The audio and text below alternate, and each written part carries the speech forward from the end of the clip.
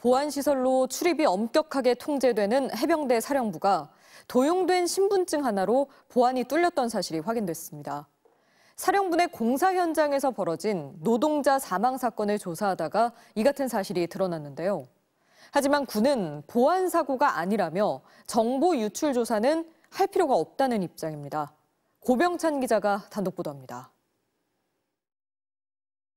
지난 8월 해병대 사령부 중앙수사대 시설공사 현장에서 지반이 내려앉아 크레인이 넘어졌습니다. 현장 소장은 노동자 10여 명을 부대 밖으로 철수시켰는데 2시간 뒤 노동자 1명이 빠진 걸 알게 됐습니다. 인원 파악을 하고 정문으로 나가지 않았어요. 가서 보니까 그 주민등록 신분증이 하나가 남아서 찾아보니까 이제 사람이 없는 거예요. 사라진 노동자 1명은 크레인이 들고 있던 거푸집에 깔려 숨진 채 발견됐습니다.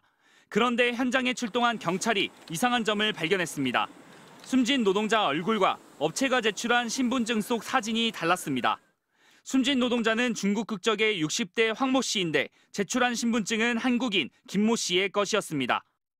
경찰서에서 이 사람의 신원이 안 된다. 이렇게 이제 연락이 온 거예요. 부대에 들어오지 않는 사람이 사망을 했다 하니까 그게 이제 다 좀 문제가 복잡해진 거 아니에요?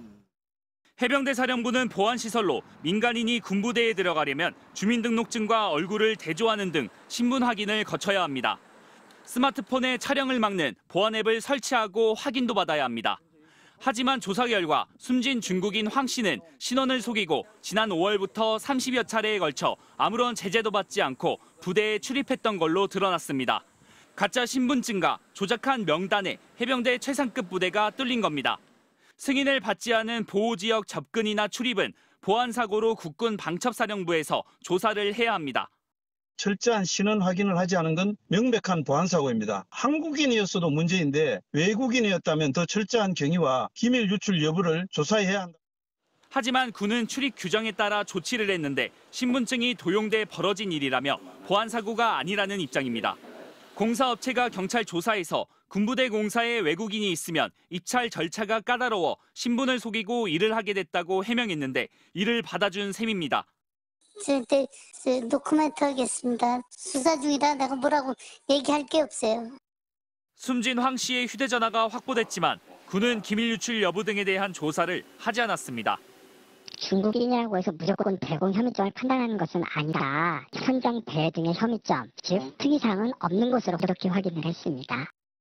황 씨 사망 사고에 대해 수사에 착수한 경찰은 주민등록증이 도용된 경위 등도 업체 관계자를 대상으로 조사를 벌이고 있습니다.